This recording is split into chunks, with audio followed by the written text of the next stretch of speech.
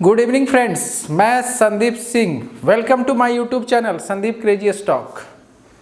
आज market rate बात दिखाया है। मार्केट आज तो देखे पूरा लाल लाल ही रहा। आज निफ्टी अप्रॉक्स 300 पॉइंट डाउन दिखाया और सेंसेक्स अप्रॉक्स 930 पॉइंट डाउन रहा है। तो उसके पीछे का 309 पॉइंट निफ्टी डाउन रहा, सेंसेक्स 930 पॉइंट। उसके पीछे का रीजंस क्या है? आज मार्केट क्यों गिरा, निफ्टी क्यों इतना हुआ, क्या आपको पता है वो रीजंस क्या है? आज मैं उस पर डिस्कशन करूंगा अपने इस चैनल पे। मैं एक्चुअली मार्केट का जो एनालाइज मैंने किया, गिरने के पीछे का रीजंस 5 से 6 महीने निकाला है अपने सारे कुछ डेटा को मिला के। तो वो रीजंस क्या है वो आज मैं बताऊंगा। इससे पहले आज मैं आपको, जैसे यस्टरडे मैंने अपलोड किया था ओरिएंट सीमेंट का स्टॉक्स के बारे में एनालिसिस किया था, तो आज कुछ मूवमेंट दिखाया, एक्सपेक्टेड जो दिखाया, मुझे जो लग रहा था कि दिखाएगा उसने दिखाया है। तो इसी तरह एक्चुअली उसका न्यूज भी है, अंबुजा सीमेंट शायद एक्वायर करने वाली है ओरिएंट सीमेंट को। इस कारण से आज अच्छा खासा मूवमेंट अचानक मूवमेंट दिखाया, प्लस ब्रेकआउट हुआ। ब्रेकआउट भी पहले से था ही, जैसा कि मैं कल भी बताया था अपने इस चैनल पे, वीडियो पे आप जाके देख सकते हैं। प्लस म्यूचुअल फंड्स के बारे में मैंने अपडेट किया ही है, ओबराय रियलिटी का उसने भी दिखाई दिया सब कुछ। तो आज मार्केट क्यों गिरा, उसके पीछे का रीजंस क्या है, आज मैं इस पर डिस्कशन करूंगा अपने इस चैनल पे और आपको बताऊंगा उसके पीछे के रीजंस क्या है। निफ्टी एक्चुअली आज 300 पॉइंट डाउन रहा, 309 पॉइंट, और सेंसेक्स 930 पॉइंट। उसके पीछे का मैंने 5 से 6 रीजंस निकाले हैं। वो रीजंस मैं एक एक करके आपको बताऊंगा कि रीजंस क्या है। तो चलिए स्टार्ट करने से पहले मेरा आप लोगों से रिक्वेस्ट है, अगर आप फर्स्ट टाइम मेरे चैनल पे विजिट कर रहे हैं तो प्लीज़ इसे सब्सक्राइब कर लें और अपने फ्रेंड्स को भी शेयर करें और लाइक करना नहीं भूलें। इसी तरह बड़ों का आशीर्वाद मुझ पे बना रहे और छोटों का साथ बना रहे। अभी जो मैं एनालिसिस लाया हूँ, स्टार्ट करने वाला हूँ, उसके पीछे का रीजंस क्या है, निफ्टी क्यों गिरा, जैसा कि मैंने अपने थंबनेल में भी लगाया है।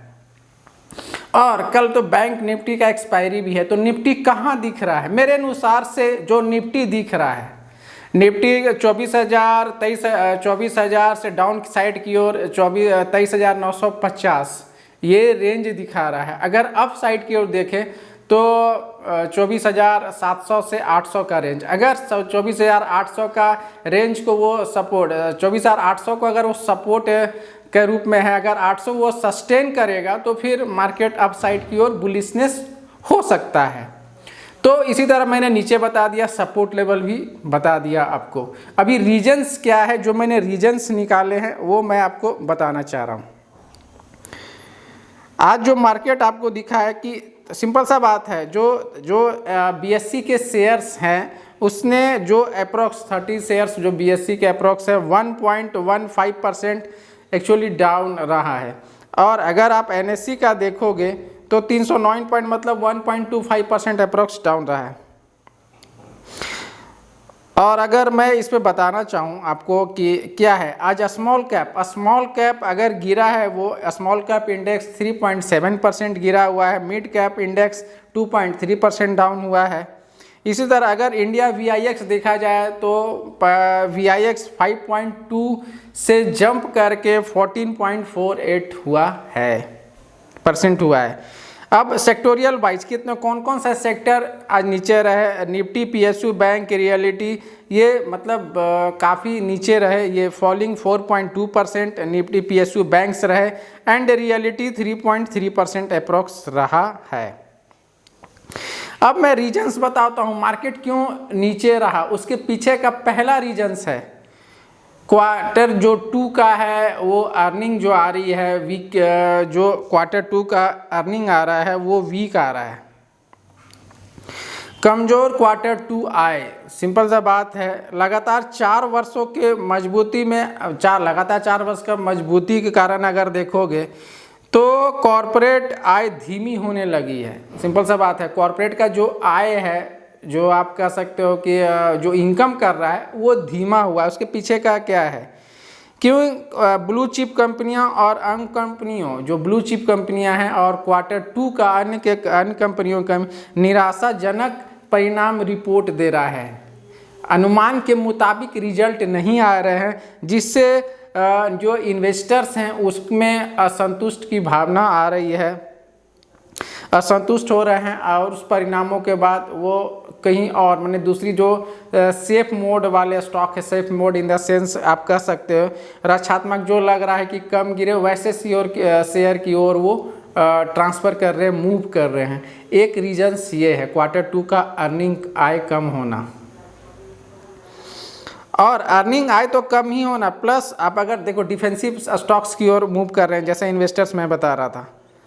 और दूसरा जो है, और अगर आप देखोगे अर्निंग जो अभी दिखा रहा है वो स्लो है, Q2 में जो अर्निंग कॉर्पोरेट का आया है वो स्लो है, फास्ट नहीं दिखा रहा है, मतलब स्लो डाउन की ओर है। इस कारण से वो नीचे की मार्केट गिरा है। दूसरा रीजन्स क्या है?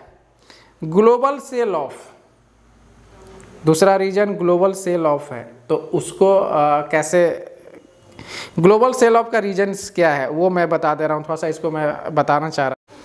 ग्लोबल सेल ऑफ का जो रीजन्स हैं, सिंपल सा बात है, आज जो मार्केट रहा ग्लोबल सेल ऑफ के साथ, जैसे कि मार्केट ग्लोबल भी गिर रहा है उसके अनुसार से अपना इंडियन मार्केट भी वो गिरा है।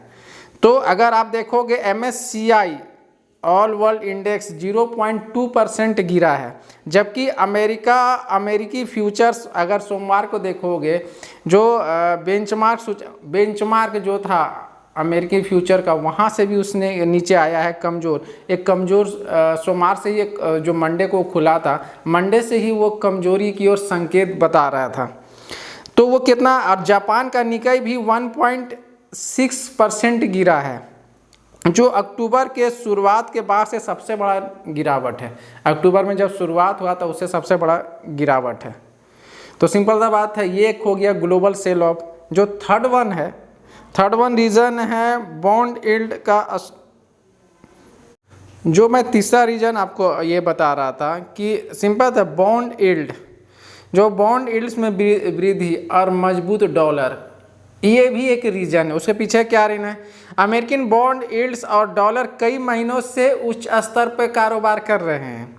अब बढ़ती अमेरिकन बॉन्ड यील्ड्स और मजबूत डॉलर है, आमतौर पर भारतीय इक्विटी बाजार हम लोगों के लिए वो नेगेटिव होता है, क्योंकि ये विदेशी फंड का, सिंपल सा बात है, विदेशी यहाँ से फंड निकालते हैं और वहाँ की ओर वो फंड मतलब डालते हैं अपने जगह, वो फॉरेन में जहाँ जैसे फेड अपना पैसा डाला और वहाँ से निकाला और वापस वहाँ डालने लगा, बॉन्ड यील्ड बढ़ा है। तो और आयात लागत बढ़ सकती है। इसमें क्या होता है, आयात, जो सिंपल सा बात है, आयात भी बढ़ता है और अंततः कॉर्पोरेट का, जिससे कॉर्पोरेट का जो आय का असर होता है, कॉर्पोरेट के आय पर असर पड़ता ही है। जब सिंपल सा बात है, जब भी ये इंक्रीज होगा इम्पोर्ट कॉस्ट, तो वो भी कॉर्पोरेट अर्निंग पे इफेक्ट डालेगा। अगर आप देखोगे इसका, अगर 10 वर्षों में treasury yields 2 basic points 4.2 Accent अंकों से बढ़कर 4.21% हो गई है, जो लगातार तेज बढ़ोतरी के बाद अपना उच्च स्तर पे पहुंच गया है। सिंपल सा 2 था, 2 से बढ़ के बॉन्ड यील्ड 2 था, अभी 2 से बढ़ के 4.21 हो गया है। तो एक 3 रीजन ये हैं, कॉर्पोरेट आय भी बढ़ा है, सिंपल सा। अगर आप देखोगे ऑलरेडी हाई पे हाई इसने लगाया है। और चौथा जो रीजन है यूएस इलेक्शन, वो क्या है यूएस इलेक्शन, वो भी मैं आपको बता, यूएस में इलेक्शन जैसा कि आपको पता ही है, यूएस इलेक्शन जैसा मैं अभी आपको बता रहा था, यूएस इलेक्शन जैसे अगर सिंपल सा अगर आप समझिएगा, अभी जो चुनाव होने वाले हैं, अमेरिकी राष्ट्रपति का चुनाव है जो अनिश्चितता की ओर बढ़ रहा है। क्या है, जैसे कि जिसमें आप पूर्व रिपब्लिक राष्ट्रपति डोनाल्ड ट्रंप और डेमोक्रेटिक उपराष्ट्रपति कमला हैरिस 5 नवंबर के मतदान से पहले प्रमुख प्रतिस्पर्धा राज्यों में जीतने की कड़ी दौड़ में लगे हुए हैं। वो मतलब सिंपल सा कंपटीशन हाई हो गया है, लगे हुए हैं एकदम कि मुझे जीतना है। अगर ऑनलाइन सट्टेबाजी सर्वेक्षणों के अनुसार से अगर देखा जाए, अगर ट्रम्प की बढ़त ने डॉलर की हालिया 2.5 महीने की उच्च वृद्धि का योगदान दिया है, क्योंकि उनकी प्रस्तावित शुल्क और कर नीतियों मजबूत मुद्रास्फीति का कारण बन सकती है और उच्च अमेरिकी ब्याज दरों को लंबे समय तक बनाए रख सकती है। तो ये भी एक रीजन्स है। मैंने जो जैसा कि आपको बताया 4 रीजन्स बताया है, 5वां है प्रेशर फ्रॉम एफआई सेलिंग। वो क्या है वो भी मैं अभी आपको अपडेट करता हूँ कि इसके पीछे का रीजन्स क्या। एफआई ने जो सेल किया है, एफआई ने जो अभी करेक्ट जो 21 अक्टूबर तक अकॉर्डिंग टू एनएसडीएल का डेटा के अनुसार से 88,244 करोड़ का अभी तक उसने सेल किया है। तो ये भी एक है, एफआई बार बार सेल कर रहा है जो इंडियन मार्केट को भी वो इफ़ेक्ट डाल रहा है। ये सबसे बड़ा एक ये भी रीजन्स है। और जो छठा है, सिंपल सा बात है, यूएस का जो फाइनल है बॉन्ड यील्ड, वो भी इफ़ेक्ट पड़ेगा। वो क्या है वो भी मैं आपको भी बताता हूँ कि बॉन्ड यील्ड में यील्ड से क्या इफ़ेक्ट पड़ा है, वो भी मैं अभी आपको ये देखिए। सिंपल सा बात है, जब यूएस में फेड के अनुसार 7 नवंबर के बैठक में 0.25% दर कटौती लागू किए जाने की संभावना 87% तक घट गई है, जो एक सप्ताह पहले तक निश्चित था, जैसा कि सीएमई के फेड वॉच टूल के अनुसार से बताया गया है। अगर आप यूएस का देखोगे तो आर्थिक मजबूती संकेत देने वाले कई आंकड़ों ने फेडरल रिजर्व को सितंबर की बैठक में ½ दर तक कटौती की है और एक बड़ी कटौती की उम्मीदों पे पानी फेर गया है। तो ये भी एक रीजन्स है, उच्च दर कटौती की घटती संभावना है। तो ये 6 रीजन्स है जो मैंने लाया और आपको बताया कि निफ्टी आज क्यों गिरा। मेरे अनुसार से मैं आप लोगों को ये अपने डीपली पूरी तरह बताने की कोशिश कर रहा हूँ और आप लोगों को समझाने की मैं ये कोशिश हमेशा करता रहता हूँ कि क्यों आज मार्केट गिरा, उसके पीछे का रीजन्स क्या, ये सारे मैंने अपडेट किया है।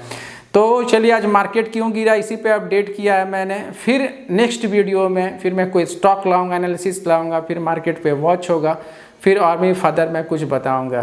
तो थैंक यू फॉर वॉचिंग। इसी तरह आप मेरे वीडियो को वॉच करते रहें। अगर आप लोगों ने सब्सक्राइब नहीं किया तो प्लीज़ सब्सक्राइब कर लें और लाइक करना नहीं भूलें। मैं Sandeep Singh, thank you for watching.